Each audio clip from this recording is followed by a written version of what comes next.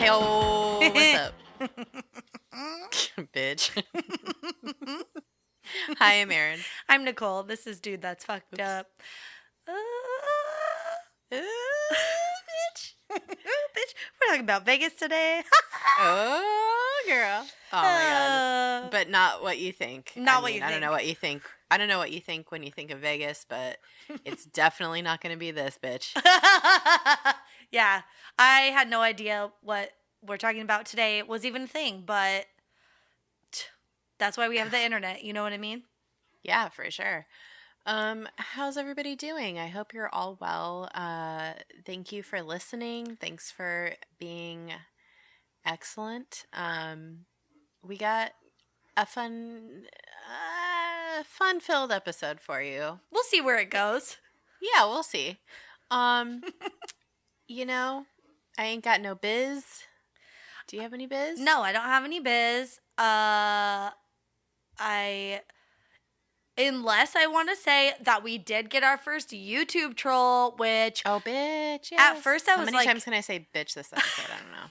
What is wrong with me? We need a little, ding. Too bad this isn't visual, because then it would be, ding in the corner and, keep going up like a counter. It's fine. Yeah. Maybe this episode's just called Bitch. This is a podcast. Bitch, this is a podcast. Yeah, we got our first little troll comment, and I was elated because not only is it on a Nazi episode, it's on our... Yeah. I did the Ace of Base. Conspiracy theory one. About how they're, Nazis, maybe. But also, the guy said "miladies" in it, and that was, such troll, classic troll talk, and I was like, oh my God, how exciting. That guy, it's like, you've made it. I mean, I don't know that we've actually made it, but No, I think we have. We've made it to something. We've made it to something. I don't know where, but we've made it. When a neckbeard feels the need to comment on something that we don't give a fuck. Fuck you, you stupid gross mouth breather. Yeah. Totally. You fucking YouTube commenter. And he was coming in looking for some pro-Nazi conspiracy stuff. Oh, for sure. He's like, ooh, what's this? And then he was like, heard two women talking, and he was like, meh. Yeah, he's like, I don't know what else to say, but my lady. Yeah. Fare thee well, my ladies. Yeah. Oh, God. What did he say? He was repulsed or something? Ooh. Let me look. He was less than a minute in, and I'm already something. Yeah, maybe repulsed, which I love that. Yeah. Oh, get away. Not even a minute in, and I'm repulsed. Farewell, my ladies. That was what he said in the comment. Oh, thank God we are doing it right. If we are just repelling all these gross troll. Ugh. His username is Nibba, Nibs, NIBBA 007. Okay. 007. James Bond, you are not, monsieur. I think the fuck not, you goddamn piece of shit. Wait, can I start saying monsieur? Monsieur? No, that's even too classy. It's just monsieur. Monsieur instead of milady. Monsieur. It sounds like miser, which sounds like misery, which sounds like miserable, and that's what that means. Which sounds like misandry. Oh, which sounds like misandry. Oh, God. Well, that's great. That's the business, I guess. You just sounded like Sophie Turner, and that's the business. And that's the business. I've had a couple glasses of wine, so I'm ready. Coming in hot. Party. Hell yeah. We have no alcohol in this house, so... Why? Well, we do. It's just not chilled or prepared or anything. Oh. So I'm just drinking a Spindrift. Sorry. I'm just moving my chair because I'm sitting at a card table right now. It's not even... And every move I make, I'm like... it's very uncomfortable. So sorry. Well, you guys, anything fucked up for you this week? Oh, I had something, I think. What did I read earlier? Hmm. It was something good. And it was like, you would have liked it, I think. I can't remember. Well, so no, I guess. I don't know. Well, I just finished watching the 3rd season of Handmaid's Tale, so I cried for like oh my God. a long time. Yeah. I didn't think that was going to happen. I was just going to ask how much did you cry? So much. I cried quite a bit. The finale is so good. It's very intense. Which I can't remember the finale last season was good, but I think it like really frustrated me. Well, I think that's why I cried so much. It's like something, I know this is kind of a spoiler, but like something good finally happened. Yeah. Yeah. Like something, like things are starting to turn around a little bit. And I think it was a thing of relief, and I was crying tears of joy. Oh my God. Tears of Serena joy. I was just going to say that. Oh, except her tears, she's in trubs. She's in trubs. And you think, oh, like, they've done such a good job this season with, like, her going back and forth with her as a victim and as, like, a propagator of this awful place, which is exactly what she is, like, that's exactly what is happening with her. She's a victim of this place, but also she helped to create it, so it's like you feel bad for her sometimes, but then you hate her sometimes. Oh, I loved her storyline this season. I thought it was so good. It was very nuanced and very fucked up, so it's just like I really enjoyed this season. But yeah, so I'm like a little have a I don't know, I really needed to watch like something uplifting, and I didn't. I ended up watching like more fucked up stuff. I just like started watching an episode of Succession, like, which actually is really fun. I love that show. It's so insane. But I don't know. I just like didn't pull myself out of the mindset. So I think we should talk about more fucked up stuff. Hopefully we can do it without it making it really sad. No, I think we can do it. Yeah, there's already a few spots where we have some, where there's already a few spots that are rife with comedy and comedic ideas, and we've already noted them. So fear not. There is going to be some fun stuff, even though it's a fucked up topic. But isn't that the case every week? That is. Sometimes we're able to like have topics where it's all fun and games, but this is like kind of it's a serious situation. Yeah. It's a little bummer. It's a little bit of a bummer, but we're gonna try to make it not so much of a bummer. Hell yeah. We're gonna let you know what the fuck is happening in the world a little bit. Yeah. And you know, as I was researching this, I was just thinking, oh man, one of the things that you and I talk about a lot, like for when I get out to California, when I move out to the West Coast, we scheme a lot about how we're going to take trips to Vegas. Just because I would say like a lot of our friendship is predicated on these crazy trips to Vegas we've taken. We're our personal best in Las Vegas together too. It's like a spiritual vortex for us almost. Yes. And I feel like I don't have this experience with anyone else. Like I'm always having fun in Las Vegas. Of course, I like it there. Yeah. But like I don't laugh as hard. It's somehow enhanced. Like it's you're doing like friend drug or something. I don't know. And we just like love all the same spots and things. So it's like very easy. And then we're just like very similar in like what we want to do and see and experience. So it's like it's always so easy. Yeah. We went there for my bachelorette party. It was a fucking blast. However, I was, over the age of 30, or I was 30, I think. Was I 30? Yeah, I was like just had turned 30, I think. And it was harder than it, had always been previous years to party. Oh, yeah. So I remember just being like, I'm very tired. Also jet lag, but also still. That's an overwhelming situation because there's so many people there that are like wanting your attention and like you're melding friend groups. It's like a high stress situation, but I feel like you did great. It was very fun. There could have been like weird shit, just based on the amount of people that went alone. Yeah. It's like there could have been some like weird fighting or some like people not getting along. No, everybody was awesome, had so much fun. We only lost one person the day of the pool party to day drinking. Oh yeah, that's true. But everybody else powered through. And so much rallying, so much like great memories, good times. Everybody had, I think, a great time. I did. Yeah. I think it was amazing. I've had so many good times in Vegas, let me just tell you, and I can't wait for our future fun times there. Now let's bring this full circle. We love Vegas. But I've said it once, and I've said it 1,000 times.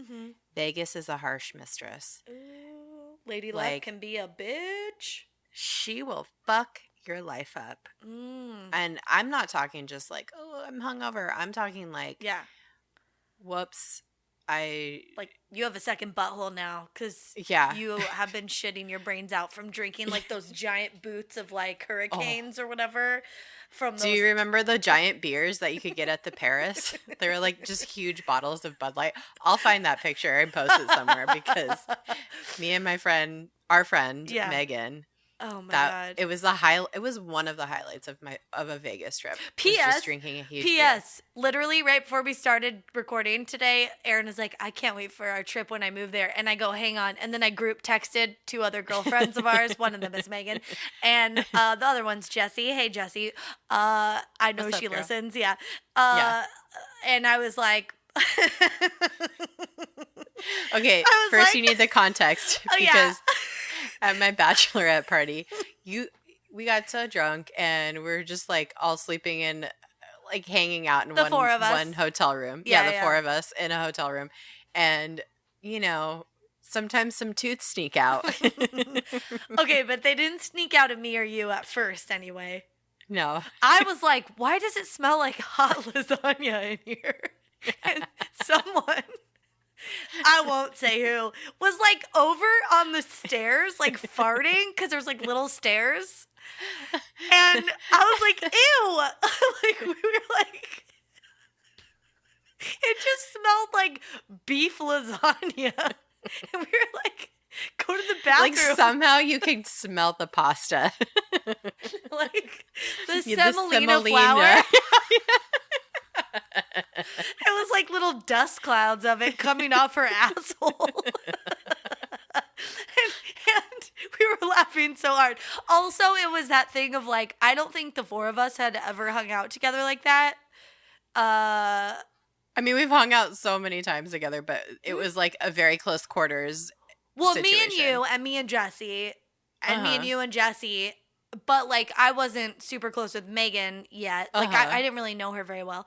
So then, and so I was like a stranger to her. She's a stranger to me. Also, like, we all hadn't hung out together in a long time because you live so far away. True. So also, like, that kind of is like melding over you, and it just like adds a little weirdness. So it took just like one of us, neither of us, but someone, farting hot lasagna farts on the stairs and us smelling it, and then we're just like cry laughing, and then we like banished her to the bathroom, which the bathroom was huge, but where the toilet was a fucking closet and with no ventilation, so then that just became the fart closet. and so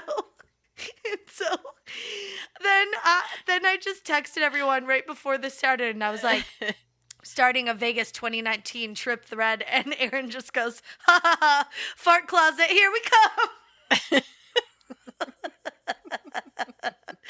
Not the roulette table. Nope. Not fucking whoever's in residency there now. I don't know who's still there.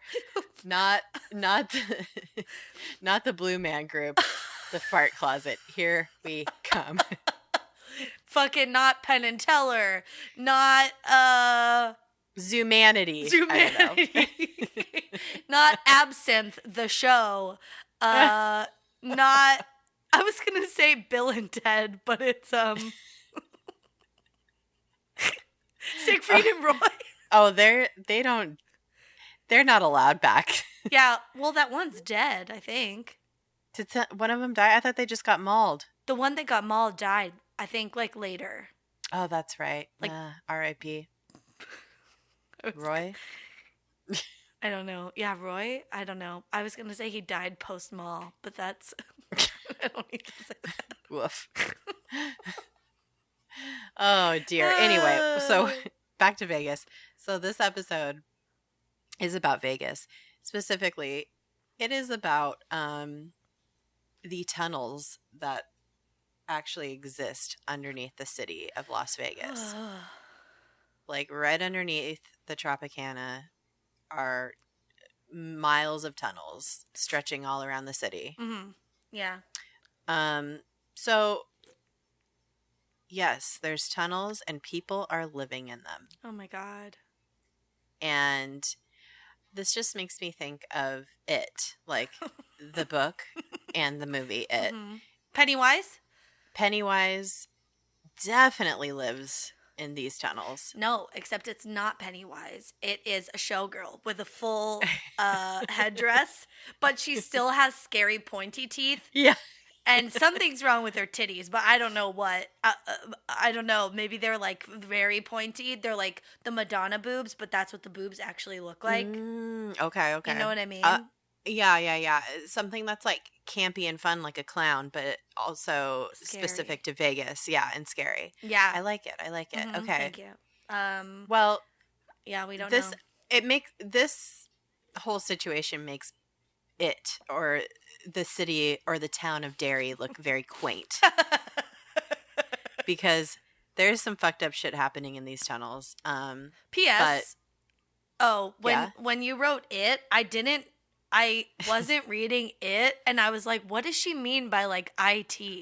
Like I didn't know that it was the movie. like IT, like the IT crowd. I was like, what is happening? And I was like, I'm going to have her explain that. But I'm so glad you went there because that makes a lot of sense. Yeah, it's a manifestation of all of the darkness that actually is happening above ground in the city of Las Vegas. Although I would argue after researching this that there's more humanity underground than there is above ground. Oh, that's deep. Yeah. Well, let's try and not have too much of that in here. Yeah, we got to keep the laughs coming.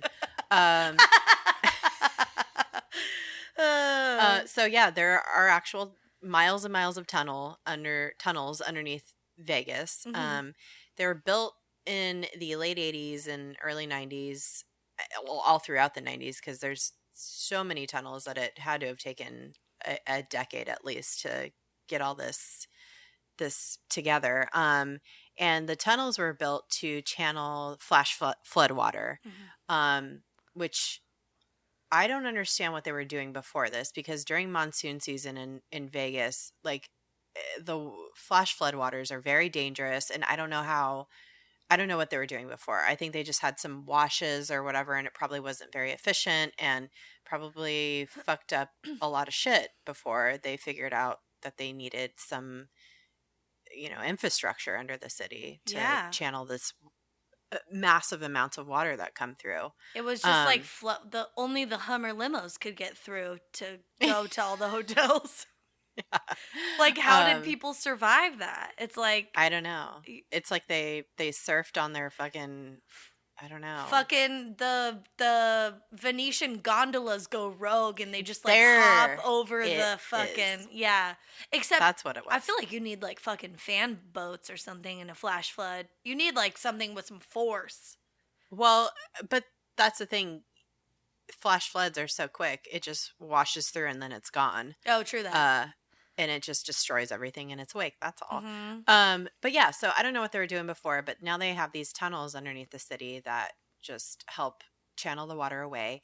And it gets really gnarly in these tunnels when all the water does wash through. So keep in mind that there are people that are living in there pretty much full time. Yeah. And they're dealing with floodwaters that come through a few times a year. and it's usually like June, August, around that time in the summer where these huge storms. There is a monsoon season in the desert, believe it or not, and there's downpours. But the thing about the desert is that it doesn't, because it's so dry, the water just can't really soak into the soil, and it just like rolls through. So that's why these tunnels needed to happen. Yeah. Anyway, it's crazy. And there's like, yeah, like in a regular area. This is why it was always so scary when we had flooding in where we grew up after all the California wildfires. When there's no vegetation either, like, there's a lot of movement with flooding. So, like, you know, it'll knock down trees if they're not properly rooted, or like just, you know, it just picks up a lot of shit and mud and all that crap. So, yeah, they could be very strong. Yeah, very scary. Yeah. At any rate, though, these tunnels have existed for over 30 years. And they've grown in, I guess, mileage because they've created so much infrastructure. So there's probably places that nobody has ever been, but the main places that people hang out in these tunnels are near kind of the main drag of the strip, for the most part. It's very interesting. I don't think anybody really knew that people lived in these tunnels until this reporter went down. He like found out about it, and he like was like, oh, what the fuck? I need to like actually research this. So he just like went down in the tunnels. He like met some people that lived down there and like went down in the tunnels with them. Dude, but this is like where like research took me on like a hard right turn to something completely wild and I was not expecting, which is like an overlay of murder. A murder. So yeah, no one really knew people were living down there until like around 2002. And there was this reporter named Matthew O'Brien, and he was chasing a story about Timmy, quote unquote, TJ Weber, a guy who was who is on trial, and who would later be convicted of murder and charged with the death penalty, but not before him leading authorities on a chase through these tunnels. So he like kind of hid out in there, and he was also chased down and captured in there. And in the tunnels. Yeah, and he made it like 3 miles in. So anyway, circling back to this reporter, Matthew O'Brien, he was like super interested in like what this man's experience was down there, like because he didn't have any light. He was like basically down there in the dark, just like feeling his way around these tunnels, you know, somehow made it 3 miles, and like he just was like, oh, I want to know what it was like for him, like in terms of like what he saw or couldn't see, and like what he heard and what he smelled, which I'm like, dude, I mean, you just put on a blindfold and get in your bathtub. It's wet and dark. You know what I mean? Just hang out in your bathroom. Get it really like steamy and damp, and just turn the lights off. Maybe like have someone take a huge dump in the toilet right before you get into the bathtub, because it's like stinky down there. Well, actually, I read something to the contrary, that it's not, because water washes through there so often. And it's not sewage. It's right. It's water, but anywhere where there's like pooled water, maybe it gets gross. I'm sure because there's so much different like, times unexplored. a year. Yeah, and there's so much unexplored areas. Like you could find a probably not stinky area, but also we'll get into this later. There's bugs and rodents and stuff, and like those things smell sometimes, and like they could bring trash or die. There could be like animal carcasses. Anyway, so he was like, all right, at the time he was an editor for the magazine City Life, which I thought was maybe one of those magazines that's like in your room and it has a showgirl on the cover. Like for some reason, how many years have I been going to Vegas now? And it always looks like the exact same cover. It's either Wayne Newton or it's a showgirl on the cover. Yeah. Right? Or who's that magician? Or Danny Gans? Is that... That fucking guy? Yeah. Oh my God, that's a Vegas deep cut. I was thinking Penn and Teller. Oh. Or that guy, the Amazing Jonathan. They just did a documentary on him on Hulu. Oh, I've been seeing the promos for that. Maybe we should watch that and do a commentary. I would love to. Done. Love it. All right. Well, it's a weekly alternative newspaper. So, but still, it's kind of like, this doesn't seem like a story where like you need to go experience what this like murderer experienced down in the tunnels. I don't know. I feel like this guy is a true journalist. Like I feel like he was pursuing a story that, and this is the thing, when you work for a newspaper that's not like super, I don't know, maybe doesn't have a lot of money, but like gives you the freedom to pursue a story. So it seems like he was in that sweet spot where he was able to pursue this story, and he just like took it upon himself to like go down in these tunnels and interview people that live down there. And he ends up just, it cracks open this whole world basically. There's just an entire underworld that is living and kind of thriving down there. Yeah. I think you're right, because like the newspaper, like it wasn't a big enough paper where like they would be like risking a lawsuit or something if something happened to him. They're like little, and it's kind of like you just got to be rogue and like go chase your story. Yeah. But also it's like big enough that they would like publish something like this, and they had room for it. So he just like went. Everybody was like a little nervous at the paper. They were like, well, you should like really be careful and maybe take someone with you. And I think the first time he did, but like he basically went down with like a hook knife of some sort and like a fucking headlamp, and that was it, because he didn't know what he was gonna find, and what he ended up finding was people. Going into this, he was just like, oh, I just want to look down in the tunnels. To see like where this guy was running through and how he was able to elude the police for, you know, however many days or whatever. But he ended up finding an entire, you know, world of people that just had lived down there, for some of them for years, unbeknownst to anybody else above ground. Basically, it's wild. Or maybe like police knew about it, maybe city officials knew about it, but nobody was going to say anything about it. So there's a whole world of people just living underneath Las Vegas for God knows how long. And this guy did this whole story on it. And he published his stories through the newspaper, but then I think he ended up writing a book, right? Yeah, Beneath the Neon, Life and Death in the Tunnels of Las Vegas. And I think it was because, like, by that point, he had gotten to know some of the people down there, and they were, and he, you know, he had done a couple stories in the local news, like, alternative weekly newspaper, which, like, wasn't a big deal, and he was hoping that, like, maybe that would cause people to, like, pay attention to what was going on in there, but it wasn't. Right.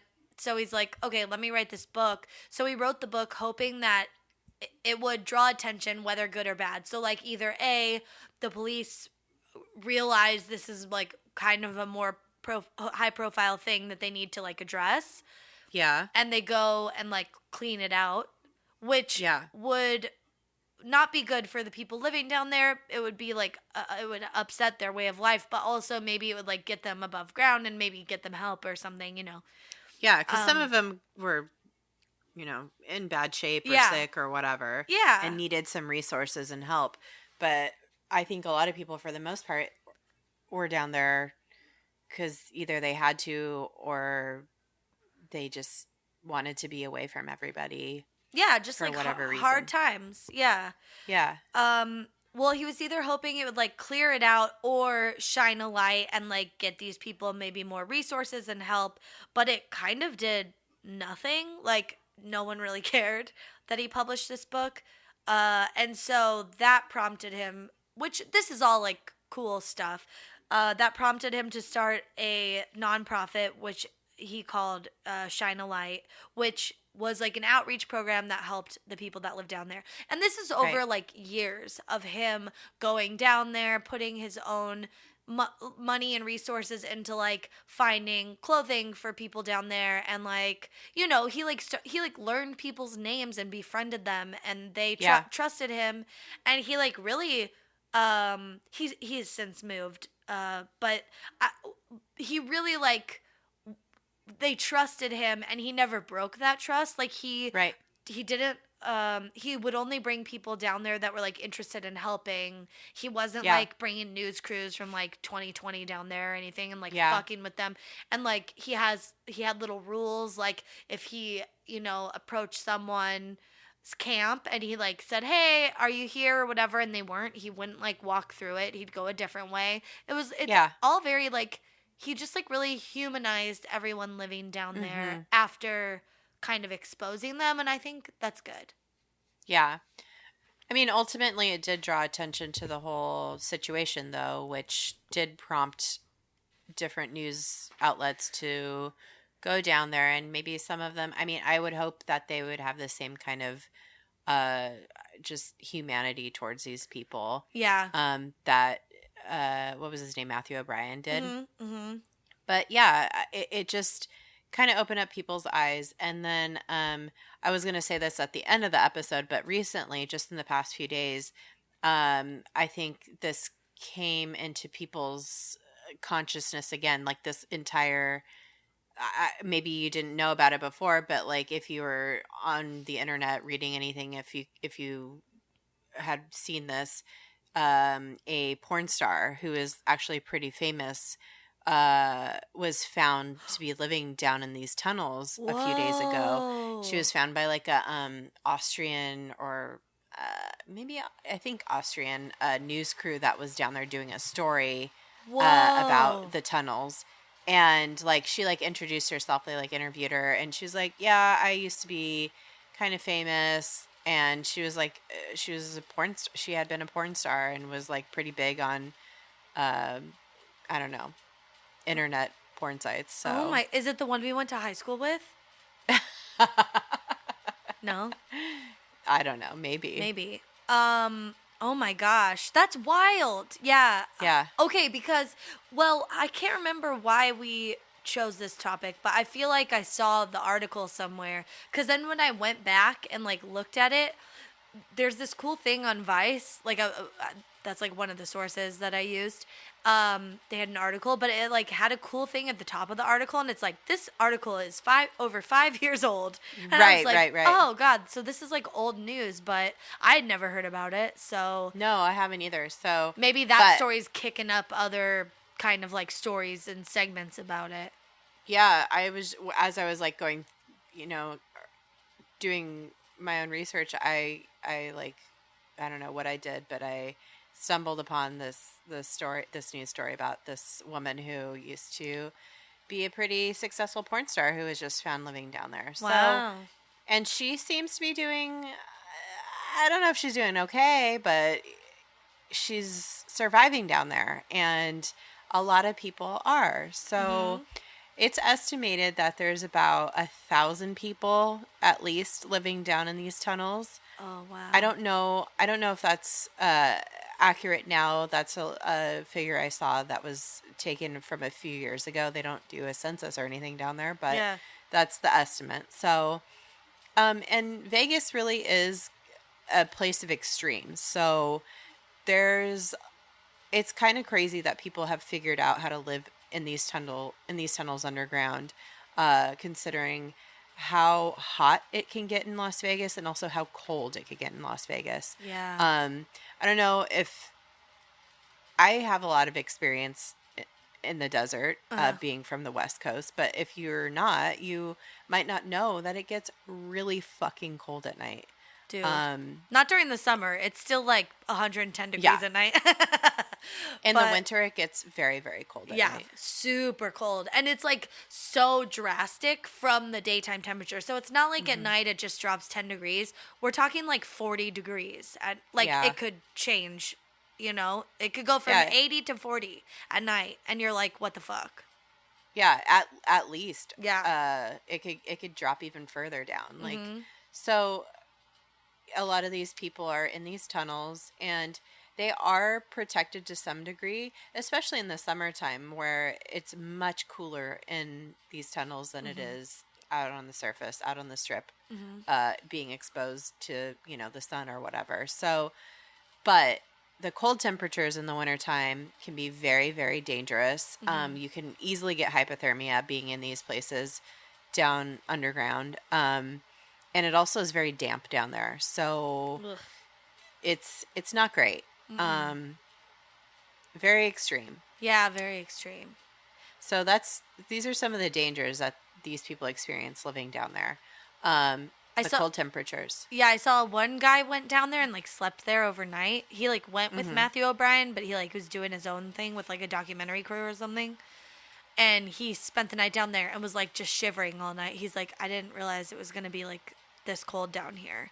Yeah, it's like going camping. It might be really nice and, calm and perfect weather during the day, but then at night the temperature drops and you don't realize that you just cannot sleep in 30-degree weather. Dude, a tent is not a wall. This is what I learned camping. I'm an expert now because I camped once in June for Pete's birthday. If you can't see me right now, which nobody can, I'm pushing my greasy bangs across my forehead because I'm really having a moment and just being a real expert on camping. But the first night I was it'll get warmer in here, right? In the sleeping bag, and it's no, it's just fucking freezing. So then I put on sweatpants and a sweatshirt, and then I was perfectly fine the rest of the night. But it's cold, and it's very cold, and a tent does not block you from a breeze or anything. No, it's basically a sheet, so no one could see you sleeping with your mouth open. Right, that's what a tent is. Well, and in these tunnels, it actually is a lot cooler too because the way it's engineered. Underground. It's underground. It's cold. And it's dark. Mm-hmm. So, the extreme cold is a big risk factor for a lot of these people living down there. And then, of course, the people are homeless. These people are down there for a reason. They have issues, and a lot of those issues might be substance abuse issues, mental health issues, substance abuse. They're just falling on hard times, whatever. Yeah. But a lot of people down there are just they're trying to do their thing, and sometimes that thing might be drugs. Yeah. And this is a place where they could just truly do whatever they want to do. They could be alone if they want to. They could venture further down the tunnel. And a lot of them end up, overdosing in these tunnels. And it's very, very dangerous. If you don't have a community under there, which there are communities that kind of pop up in different tunnels, if you're just trying to escape, and a lot of these people are, but really, really escape, and you're on your own and you're doing drugs, it's very, very, very dangerous. Oh, yeah. That's scary.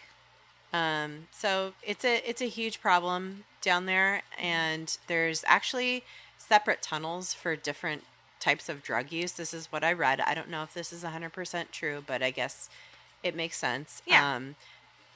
If you want to do heroin, there's one place you can go where all the people who are doing heroin go. If you want to do crack, there's a place where you could do crack, and then meth, there's a tunnel for that. Yeah. So it's that in itself is a kind of community driven thing, but I don't know. That makes sense because it's people hang out together that like the same thing. So then that just naturally happens. It's not they're picking, they're not under the Luxor, in the Luxor tunnel. That's the meth tunnel, which would make sense. But yeah, because the Luxor is fucking crazy. Dude. I hate they that. have it. Okay, dude. What? I was at the Luxor one time. Oh, God. And it was one of the first years that it was open. It was very, very new. Yeah, which when it first opened was super posh. It was, it's a pretty amazing sight to see. So they have these. It's not an escalator or a elevator. It's an inclinator. It takes you like sideways. It's crazy. No, thank you. And also, right around when we were staying there, people were committing suicide off of the balconies because they didn't enclose.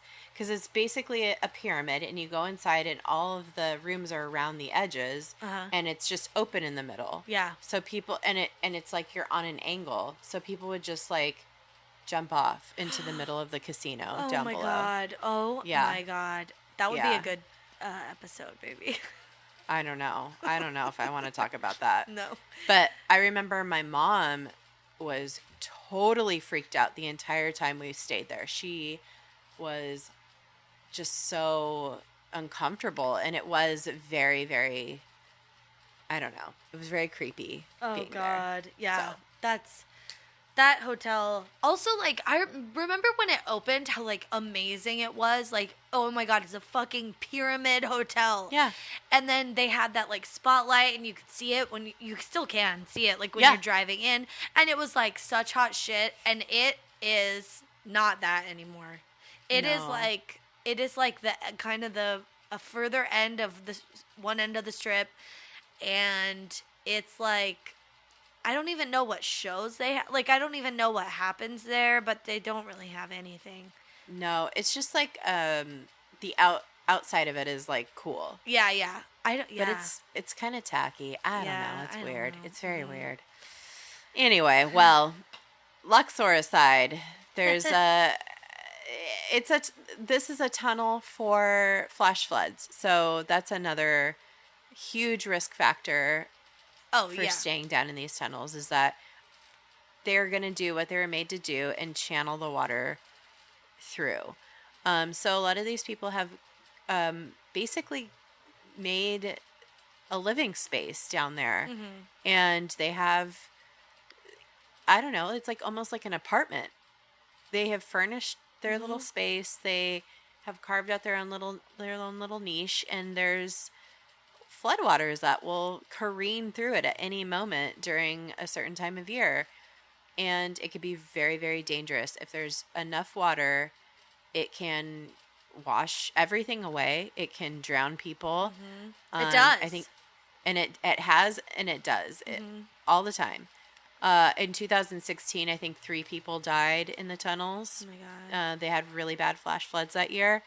And one of the people that was featured in a documentary about the people living under Vegas was killed, and it was very sad. And her partner, her and her partner had been interviewed, he's still down there, he's still living, but he, it's just, he's alone now. Yeah, that's so sad. It's sad. Well, and you only have 2 options, essentially, like when a flash flood starts, if you're living down there. You abandon everything and go up like a ladder, like the closest ladder that would like go up to like a manhole cover. Right. And you just like wait it out. Or like go above ground or whatever. And then you can go back when it's over and see what's left of your stuff, which at that point, if anything's left, it's like soggy. Yeah. Obviously. Or you can like try and outrun it. And like some people have shopping carts and stuff, and they'll like throw a couple things in there and just like haul ass with their shit. Yeah. Through the tunnels and out. Yeah, to like, above ground, which it's still raining above ground, like it's not like you're escaping the water, you're just escaping like the flood tunnel, but like the water rises so quickly, it can rise a foot a minute.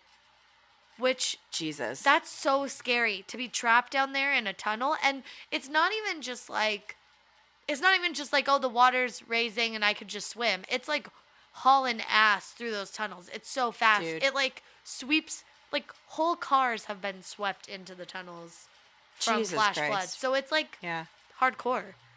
Yeah, and there's not to mention all the debris that not just cars, but like anything that's in the tunnel will wash through. Fucking all those porno cards that have been discarded up on the top. There's just like it's a flash flood of porno cards. It's not even like the water. It's just a windy day. so many of those porno cards.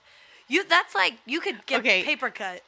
You guys, if you don't know, in Vegas, there's dudes standing... And ladies up and down the sidewalk with these cards for like escorts or whatever. I don't know. Yeah. And they just have them and they're like slapping them together and they're like, you want to get these cards? And I remember one time they go like we this there. With them. Yeah, they like slap the cards together.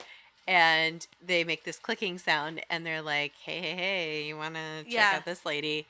I remember one year we just like went around collecting all these cards and like we got to our hotel room that night and just spread them out everywhere. We had probably, I don't know, 200 cards. I don't know. Oh my God. Yes, because normally you just like go, no, thank you. And you like just keep walking. And we were like, what if we just like accepted them? Like it was like, like graciously we're like, oh, thank you. And then we were like, thank you. And we just like started collecting them.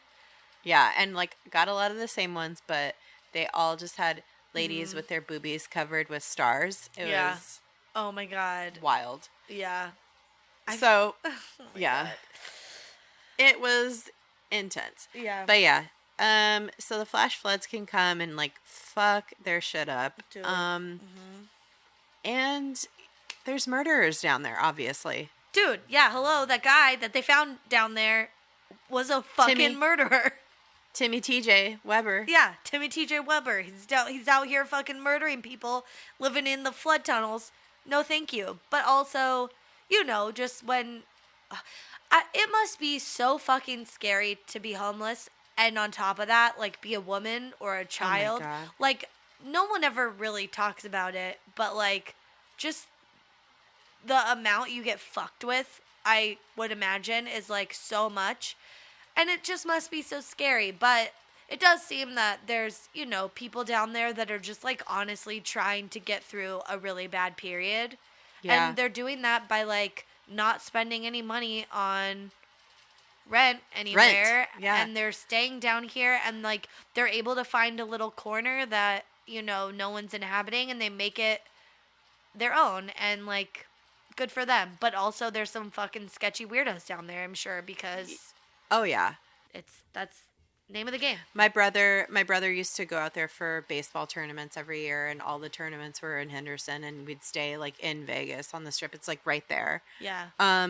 But it's not affordable to live if you need to work in Vegas. It's just there's not a lot of good housing, and especially if you're not doing a job that is like, if you don't have like a job that pays very well, it's impossible to live close by. It doesn't make any sense to commute and to do whatever job that you can find there. So because a lot of the jobs there are either like, I would imagine, because they're all like service industry jobs. So, housekeeping, like from, the hotels, servers, kind of behind the scenes stuff.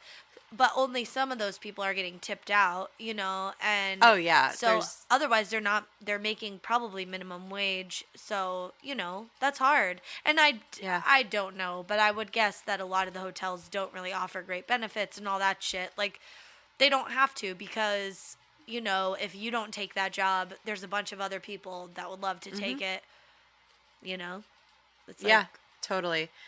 But yeah, people do live down there and make it happen. A lot of them have full-time jobs or part-time jobs that they go to work and then they come back to the tunnel. That's their home. And their commute is right there.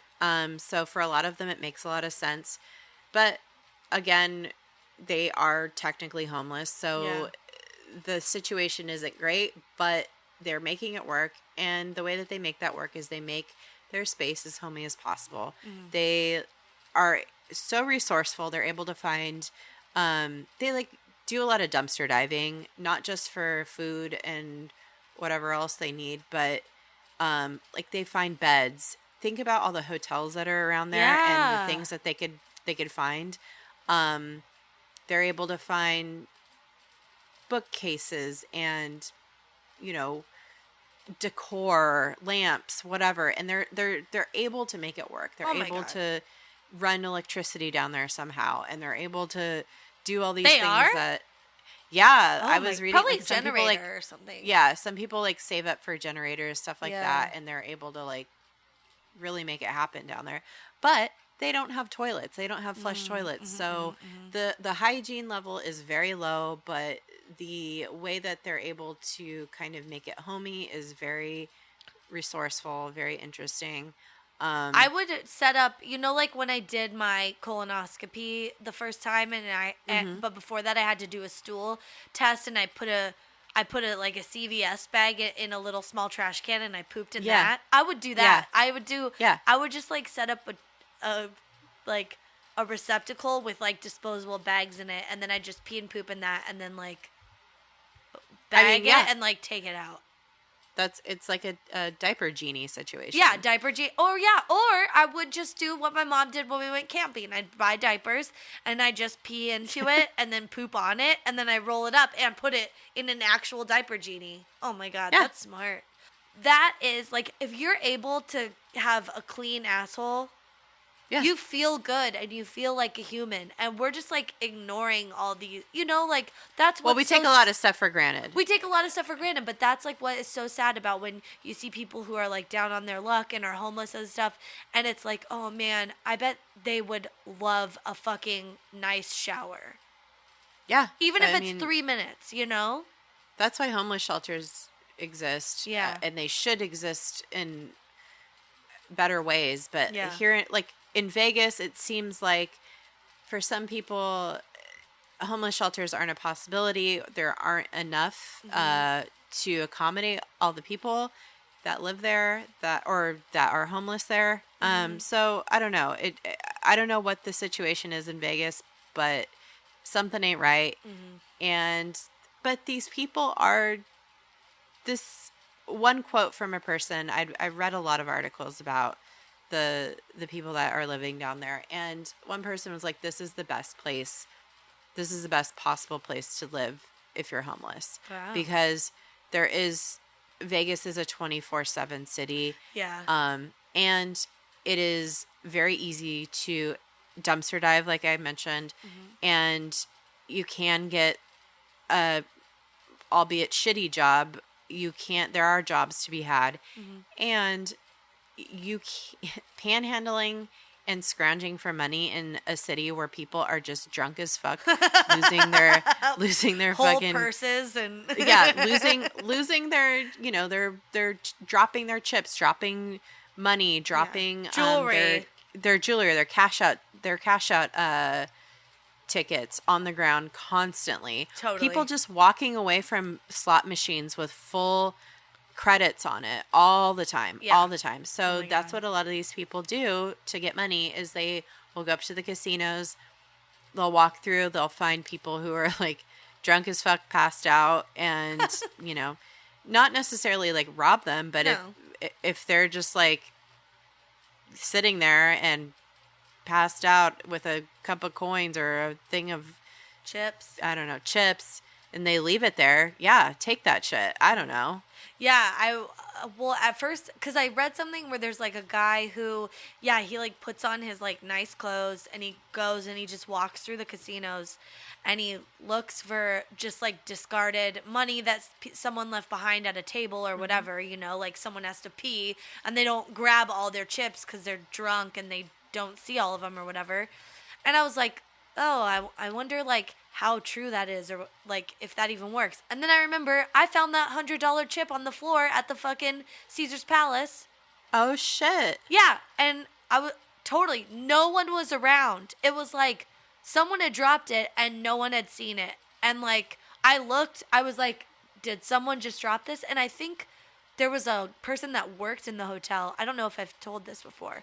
And they were like, to someone else, is this yours? And they were like, no. And they just kept walking. And I was walking up, and he was like, you should pick this up and take it, or they'll see it, and they'll make me pick it up. And I was like, okay. So I did. Dude, I'm telling you, the amount of money that's just like, it's around. it's just a fucking fat cat. Yeah. Like rolling around in dollar bills, doesn't even realize they're dropping shit. It's crazy. The excess and the just total disregard for how much money you're literally leaving on the table is everywhere. I mean, I know that I've been like, oh, I only have like a $2 on this, like cashing out or whatever from a slot machine. And I'm like, I'm not going to go up to the cashier. I'm just going to leave it here. Oh, yeah. Like $2 that's, yeah. You go around and you gather those up. You can get so much money. I don't know. That's smart. So these people, they definitely take advantage of the fact that there's just all these like drunk people who don't give a shit about anything. They're unaware of their surroundings and they clean up. Yeah. So good for them. But unfortunately, a lot of these people have gambling problems. Yeah. It is a reason why a lot of them are homeless. A lot of people will come out to Vegas and never leave. Either due to addiction or just like wanting to get away from everything, or being in a place where there is so much vice. It's a siren call to some people. And if you're just able to just keep going and keep going, like you're up, you're down, you're up, you're down, you get lost. It's like, I don't know. It's so tempting and so hard to break out of if you have any kind of addiction problem. So yeah, because you're always chasing the good times of it, and like talking yourself out of that there were bad times, and yeah, I could totally see how that could happen so easily. Yeah, I mean, this is literal hell for some people. Yeah. And being homeless for some people it's better to them to do that to some degree than to go back home. Yeah. And work a job they hate or whatever. Like, people, or they can't because maybe they've burned bridges or they don't have anyone. People have families that aren't close or whatever, and then you just kind of like, you're on your own all of a sudden, and that's it. But it is interesting because I did watch a video with an interview with one guy who was like, I learned, I don't know if you watched this also, but he was like, I learned so much about life that like you can't learn unless you're homeless and living down here. And about like how easy it was before in like my old life, if I wanted a cheeseburger to like just go buy a cheeseburger, I would. But now it's like, I got to really work for it. But also, I don't have to do anything I don't want to do. Like, right. I just get to be here and like, spend my time how I want to. It was very interesting. He was a very like bright side looking fella. But yeah, it's wild. It's definitely a different way to live. I don't know if people are.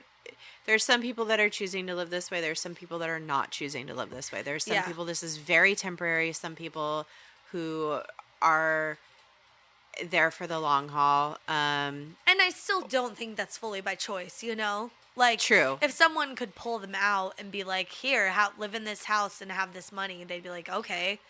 Well, with addiction especially, the choice that you're making is something that you're doing because you're not ready to fully accept, that you are. Right. You're not ready to accept help, or you're not ready to accept help. You're just not ready. Yeah. Period. You're not ready to acknowledge that there's an issue and all that stuff. Or you're not ready to let it go. You're still choosing the addiction over anything else. Yeah. So, and it's very, very hard to ask for help. It's very, very hard to get help. So that's why there's organizations like the Shine a Light organization that was started that specifically helps people who are homeless in Las Vegas, and it gives them free rehab. So that's another thing. It's like, what are these people going to do? Are they don't have money to go through rehab. They don't have family to help them resource these things. So, Yeah, it's just where they're comfortable, and people do build communities down there, so I don't know. I will say, I did read a very positive story, if we want to end on this note, of a couple that either the Shine a Light organization or another organization had gone down there and was offering to send people to rehab, I think in Texas, or just to send people to rehab. And this couple took advantage of it. They're like, yeah, we're interested in doing this.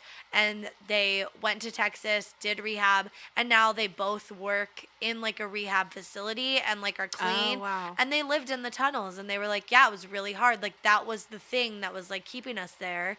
And we didn't have the opportunity to go do this thing, and it was given to us, and we took advantage of it.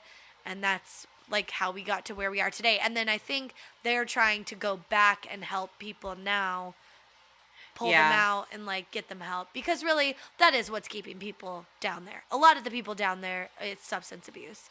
So, and whether they end up down there because of it or they kind of find their way back to it, you know, because people could be clean and living a life and they have a hard day, and somehow all of a sudden they're homeless and they're living down there and there's access to drugs, and it's easy to get sucked back in, you know? It really is. Well, this whole learning about this has made me think about Vegas a lot differently. And I just like, I still love Vegas a lot. But it just kind of opens your eyes a little bit, makes you more cognizant of the fact that there is a whole other world just going on underneath your feet, basically.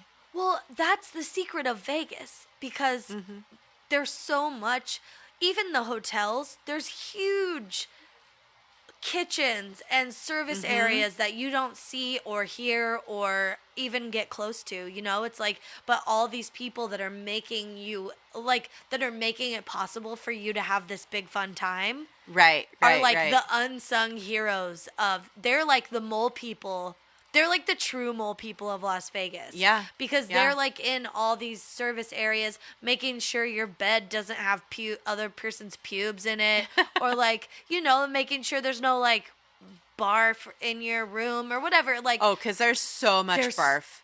Fucking barf everywhere. Everywhere. The amount of barf. There's like, just like gross stuff in general. Like when I was in Las Vegas for my friend Sandra's bachelorette party, I did not share a room with her, thank God, because I walked into her room, me and my other friend like walked into her room, and she was staying in that with another friend. And they were both drunk in their own beds. The like comforters were off. I walk up to like sit next to one of them, and the floor's wet. And it's barf? No, it was like pee?